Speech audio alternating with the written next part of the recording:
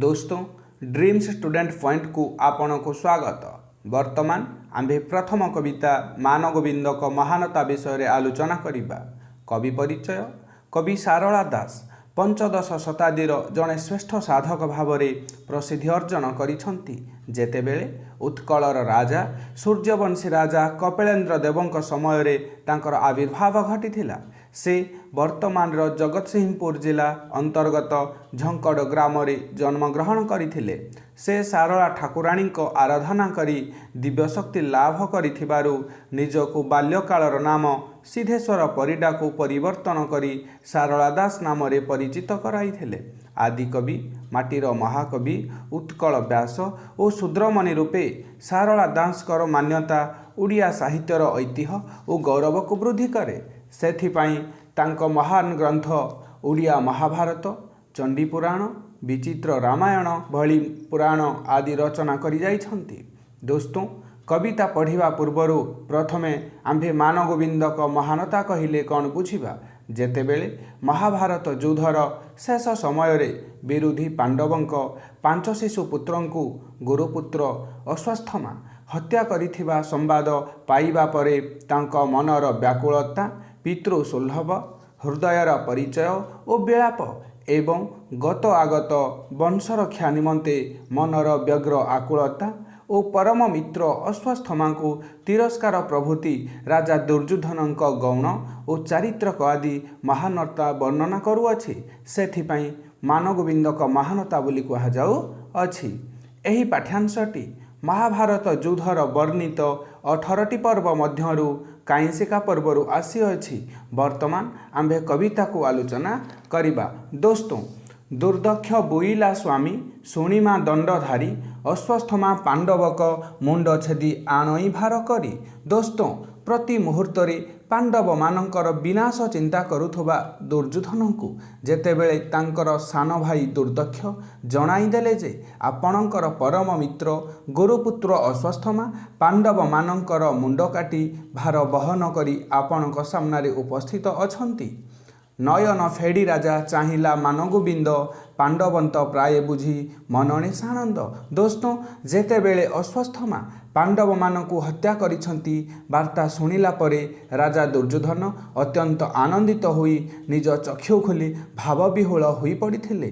साधु साधु अश्वस्थमा बोली मान गोविंद प्रशंसी तुते सेनापति नकरी अगाध समुद्र गली भासी। दोस्तों, राजा दुर्योधन अश्वस्थमा को तिले हेले मात्र अपेक्षा नकरी साधु साधु बोली अत्यंत प्रशंसा करने को लगी पड़िले एवं एही विशाल महाभारत युद्धरे अश्वस्थमा को प्रथम सेनापति करिनथिबारु दुर्योधन अनेक पश्चाताप करने सहित अगाध समुद्र रे भासीगले बोली कहिथिले। हराई करी पछे शिखिले मु बुद्धि पादेण टाळिले मु येडेक संप्रधि। दोस्तों, जेतेबेले पांडव और कौरव मानक मध्यरे युद्ध तीव्रतर हेबाकु लागिला सेतेबेले दुर्योधन पराजित होई लज्जित भावरे थिले। सही समय रे पांडव मानकर मृत्यु समाचार पाई अत्यंत खुशी व्यक्त करथिले। से युद्धरे सबु हराई सारिबा परे से बुद्धि शिक्षा लाभ कले एवं निजे निजर भूल पाई एते बड़ संपत्ति को पादरे टाली देइथिबारु अत्यंत मर्माहत होई क्षीव प्रकाश मध्य करथिले। बाळुत कालहु जहाँ को पाइल ही साखी चिन्हि नुआरिली मुताकू हुईली निरीमाखी। दोस्तों, बाल्य कालरू जहाँ को पाखरे पाइथिली ताकू ठीक समय रे चिन्हि न पारी असहाय मन कली बोली धिकार करने सहित अनुताप मध्य करुछंती। अनेक उत्सल्य दक्षिण धृतराष्ट्री छामुरे नहीं पकाइला 5 करी मुंड गुटी। दोस्तों, अत्यंत आनंदित मनरे धृतराष्ट्रंक पुत्र राजा दुर्योधन पांडवंकर 5 गोटी कटा मुंड को देखिबा पई व्यग्र होई पड़ुथिले एवं यथाशीघ्र देखिबा पई आदेश मध्य देले। दोस्तों, बोलई अश्वस्थमा शुण हो दुर्योधन पितार शत्रु एटी धृष्ट जेतु मन। दोस्तों, दुर्योधन प्रशंसार भावविह्वल होई पड़िथिबा अश्वस्थमा पिता द्रोणाचार्यंक शत्रु द्रुपद राजांक पुत्र धृष्टद्युम्नक कटामुंड देखाई निजे आनंदित हेउथिले। दक्षिण सानंद होइले दुर्योधन राये ବୋଇଲେ ବେଗେ ଦଣ୍ଡଛତ୍ର ଧର ତୁ ରାଜାଏ। ଦୁଷ୍ଟୁ ଧୃଷ୍ଟଦ୍ୟୁମ୍ନଙ୍କ କଟାମୁଣ୍ଡ ଦେଖି ରାଜା ଦୁର୍ଯ୍ୟୋଧନ ଅତ୍ୟନ୍ତ ଖୁସି ହୋଇ ପ୍ରଫୁଲ୍ଲିତ ମନରେ କହିଲେ, ଯଥାଶୀଘ୍ର ଶାସନଭାର ଗ୍ରହଣ କରିବାକୁ ଅଶ୍ୱତ୍ଥାମାଙ୍କୁ କହିଲେ। ଦେଖିଣ ବୋଇଲା ଚିହ୍ନି ଯେ ରାଜକୁମାର ଦୁର୍ଦକ୍ଷ, ପାଣ୍ଡବ ନୁହନ୍ତି ଯେ ଦ୍ରୌପଦୀ ପାଞ୍ଚବଶ। ଦୁଷ୍ଟୁ ଅଶ୍ୱତ୍ଥାମା ଆଣିଥିବା କଟାମୁଣ୍ଡକୁ ଦେଖି ଦୁର୍ଦକ୍ଷ ଚିହ୍ନି ପାରି କହିଥିଲେ ଯେ ଇଏ ପାଣ୍ଡବଙ୍କର କଟାମୁଣ୍ଡ ନୁହେଁ, ଦ୍ରୌପଦୀଙ୍କ ଔରସରୁ ଜନ୍ମିତ ପାଞ୍ଚପୁତ୍ର। ରଜନୀ ପ୍ରଭାତରେ ଦେଖିଲା ଧୃତରାଷ୍ଟ୍ରୀ, ପାଞ୍ଚାଳି କୁମାରଙ୍କର ଶିର ପାଞ୍ଚଗୋଟି। ଦୋସ୍ତ ଯେତେବେଳେ ରାଜା ଦୁର୍ଯ୍ୟୋଧନ ପ୍ରଭାତରେ ଦ୍ରୌପଦୀଙ୍କ ପାଞ୍ଚଗୋଟି କଟାମୁଣ୍ଡ ଦେଖିଲେ, ତାହା ପାଞ୍ଚାଳିକ ପାଞ୍ଚପୁତ୍ରଙ୍କ କଟାମୁଣ୍ଡ ଥିଲା। ମୂର୍ଚ୍ଛାଗତ ହୋଇଲା ଦେଖି ମାନଗୋବିନ୍ଦ ହୋ ହୋ ଦୋଇବ ବୋଲି କପାଳେ କର ଧିନ୍ଦ। ଦୋସ୍ତ ପାଞ୍ଚାଳିର ପାଞ୍ଚପୁତ୍ରଙ୍କ କଟାମୁଣ୍ଡ ଦେଖି ଦୁର୍ଯ୍ୟୋଧନ କପାଳରେ ବାରମ୍ବାର ହାତ ବାଡ଼େଇବା ସହିତ ମୂର୍ଚ୍ଛାଗତ ହେଲେ। ଆହୁ ଅଶ୍ୱତ୍ଥାମା ଆଦି ହୁଁ ଅଟୁ ନଷ୍ଟ, ତୁହରି ପ୍ରକୃତି ଜାଣି ମୁଁ ବାନ୍ଧି ନଥିଲି ମୁକୁଟ। ଦୋସ୍ତ ରାଜା ଦୁର୍ଯ୍ୟୋଧନ କହିଲେ, ଆହୁ ଅଶ୍ୱତ୍ଥାମା ତୁ ଆରମ୍ଭରୁ ନଷ୍ଟ ଅଟୁ, ତୁହରି କୁକର୍ମ ଓ ହୀନ ପ୍ରକୃତି ଜାଣି ମୁଁ ତୋତେ ସେନାପତି କରିନଥିଲି। ସମର ଶେଷକାଳେ ମୋତେ ଯେ କଲୁ ଏହା, ବାଳୁତ ବଧ ଦୋଷେ କଲୁ ତୁ ପାମର ଦୁରହା। ଦୋସ୍ତ ରାଜା ଦୁର୍ଯ୍ୟୋଧନ ଅତ୍ୟନ୍ତ ଦୁଃଖର ସହିତ କହିଲେ, ଯୁଦ୍ଧର ଶେଷ ସମୟରେ ତୁମେ ପାପୀ ଅଶ୍ୱତ୍ଥାମା ବାଳୁତ ବଧ ଦୋଷରେ ତାଙ୍କ ସହିତ ଦ୍ରୋହ ଆଚରଣ କଲ। ଅଭିମନ୍ୟୁ ମଲା, ଘଟୋତ୍କଚ ନାଶ ଗଲା, ଲକ୍ଷ୍ମଣ କୁମାର ହିଁ ପଡ଼ିଲା, ବଂଶ ହିଁ ସରିଲା।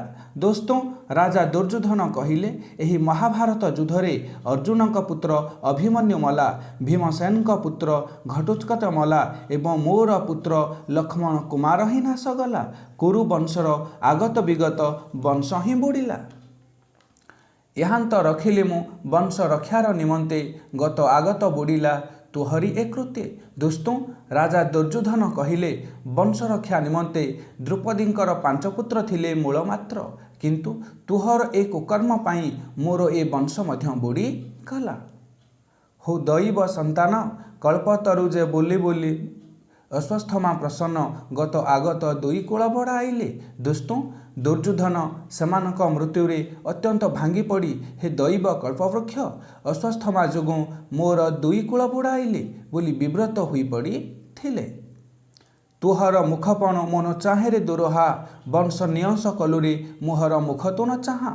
ଦୋସ୍ତ ରାଜା ଦୁର୍ଯ୍ୟୋଧନ ଅତି ବ୍ୟାକୁଳ ଭାବରେ ଅଶ୍ୱତ୍ଥାମାଙ୍କୁ ଭର୍ତ୍ସନା କରିବା ସହିତ ପାଞ୍ଚାଳି ପୁତ୍ରଙ୍କୁ ହତ୍ୟା କରିଥିବାରୁ ତା ମୁଖ ନ ଦେଖିବା ପାଇଁ କହୁଛନ୍ତି। ପଞ୍ଚଭୂତ ଆତ୍ମେ କିମ୍ପେ ଅଛି ହୋ ନିର୍ଲଜ, ଇଏ ପଞ୍ଚୁପୁଅଙ୍କ ଅବସ୍ଥା ଦେଖି କିମ୍ପେ ନୁହଁ ଦହିଜ।